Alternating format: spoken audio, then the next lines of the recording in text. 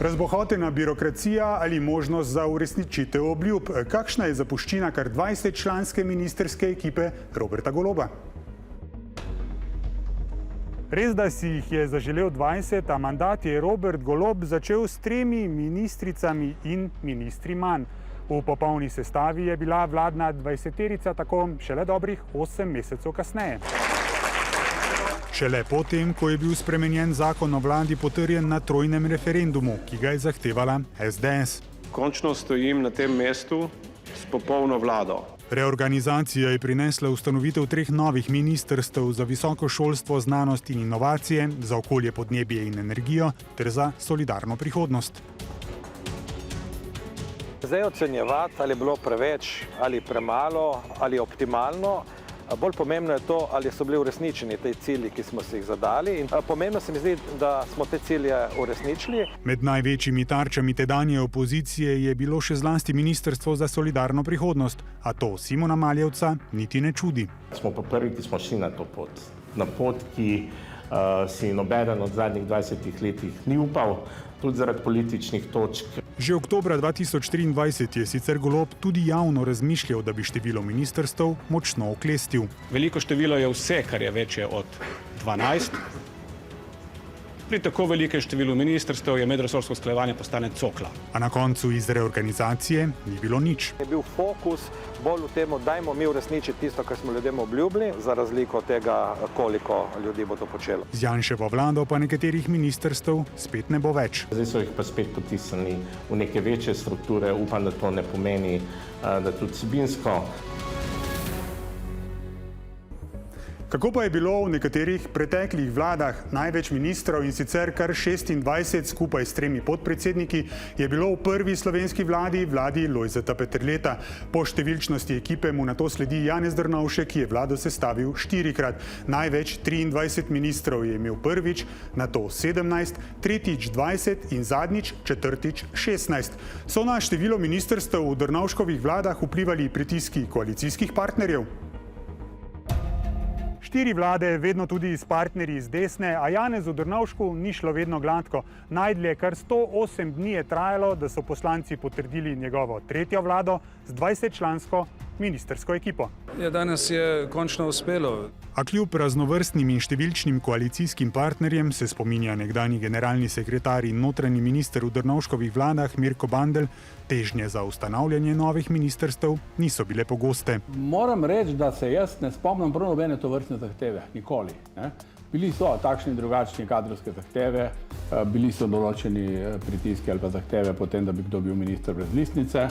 Še največ težav smo imeli z imenovanjem ali pa z težnjami podobnika, ki je na vsak način hotel biti podpredsednik. Potencialne želje koalicijskih partnerjev, dodaja Bandelj, so tedaj reševali tudi z ustanavljanjem vladnih služb. To smo imeli recimo urad za enake možnosti, urad za verske skupnosti, urad za droge celo, pa še kaj. Da je znal Drnovšek različne interese politično raznorodnih strank dobro brzdati, se spominja tudi Andrej Šter, ki je bil med letoma 1994 in 1997 notranji minister. Se pa spomnim, da če je bilo treba, je tudi s kom od svojih koalicijskih partnerjev zgodbo zaključil in je kakšno stranko pustil, da je izstopila. Kljub številčnosti, pripoveduje, so bile tudi seje vlade zelo učinkovite.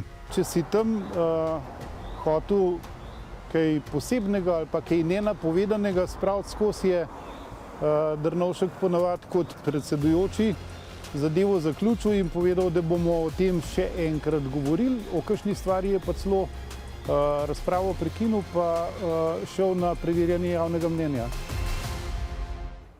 Kako številčne pa so bile Janševe ministrske ekipe? Ko je med letoma 2004 in 2008 vlado vodil prvič, je bilo v njej 17 ministric in ministrov, drugič 12, kar je najmanj v zgodovini, tretjič spet 17, v aktualni 4. Janševi vladi jih bo 15.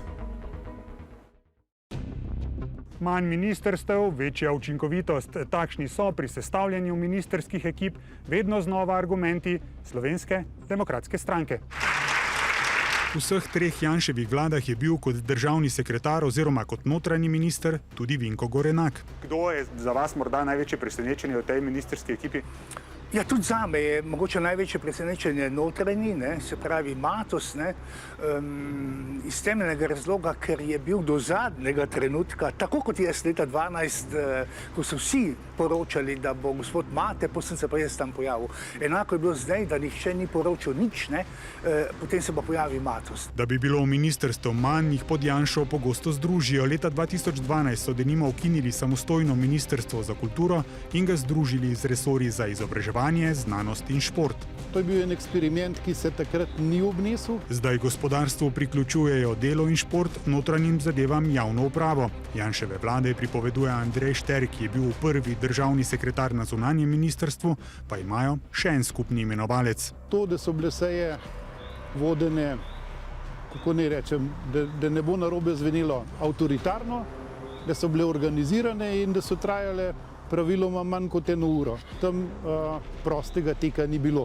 Še največ na to temo mi je povedal nek strokovni sodelavec, ki bom rekel, spremlja delo vlade. In leta 2020 mi je rekel, no krasno, zdaj bom pa šel veliko prej domov, kot sem šel v prejšnji Šarčevi vladi, pa sem rekel, zakaj pa?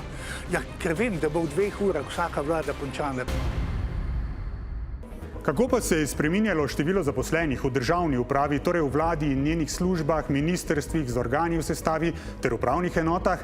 Tik pred koncem vlade Alenke Bratušek jih je bilo dobrih 14 tisoč. 4 leta kasneje, ko je mandat zaključeval njen naslednik Miro Cerar, 80 več. Ob zaključku 2-letne Šarčeve vlade 14 510, pod tretjo Janševo vlado se je v 2 letih povečalo za 727 in aprila letos ob koncu Golobove vlade kar 1500 več, a dejansko, zatrjujejo v Golobovi vladi, se je število povečalo za 800, ostali pa so bili zaposleni tudi že v prejšnjih vladah za izvajanje evropske kohezijske politike, a so jih, pojasnjujejo na Ministrstvu za javno upravo, vodili ločeno. Kako velike pa so vlade v naši soseščini? Ekipa hrvaškega premierja Andreja Plenkovića 18 članov, nova madžarska vlada 16, avstrijska zvezna vlada 13 ministrov. Najštevilčnejša, kar 24-članska je vlada italijanske premierke Giorgie Meloni. A enoznačnega odgovora, kaj je bolje, več ali manj ministrstev, ni, pojasnjuje dr. Bojan Bugarič, profesor prava na Univerzi v Sheffieldu. Več ministrstev omogoča večjo specializacijo, več pozornosti posameznim področjem in jasnejšo politično odgovornost, vendar lahko hkrati oteži usklajevanje med resorji ter poveča birokracijo. Manj ministrstev po drugi strani pa običajno pomeni enostavnejšo organizacijo in potencialno hitrejše odločanje, vendar so lahko posamezni resorji preobsežni in manj osredotočeni na specifične politike. Ključno je, kako učinkovito so razdeljene pristojnosti in kako dobro ministrstva sodelujejo med seboj. Podrobneje tudi o tem, kako hitro so uspeli mandatarji po volitvah sestaviti vlado, pa na 24ur.com.